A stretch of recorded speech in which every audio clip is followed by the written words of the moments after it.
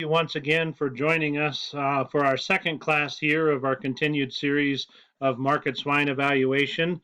The second class that we asked you to judge was a prospect feeder pig class provided to you by Kane Super Sires. So thank you once again to UW and the use of these picture classes.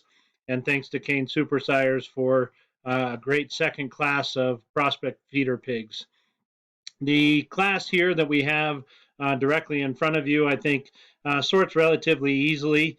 When we look at those, I definitely think it's a top pair between 2 and 3.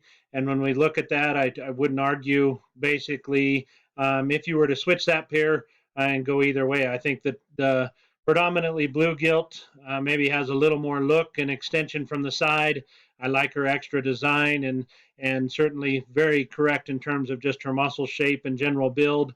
The blue mass barrow in 3, definitely the stoutest and probably the most opened up in terms of just sheer muscle. I like his rib and center body dimension, I guess, from that standpoint.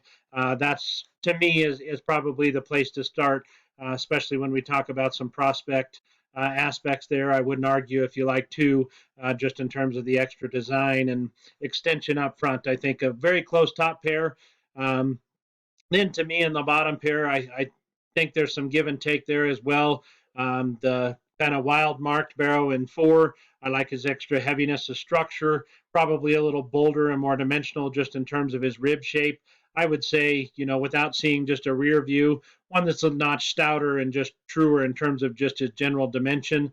The 1 gilt, obviously very tall fronted. I like her extension ahead of her blade. She's extremely level in terms of her design, super flexible and correct in terms of just her skeletal build.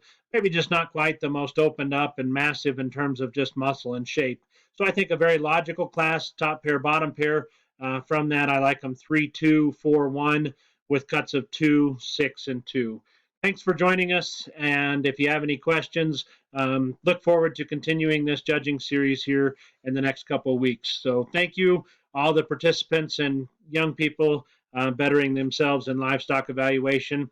Feel free to reach out if you have any questions, and that's Jeremy Burkett here at Casper College. You can find my email address if you have any further questions. Thank you once again.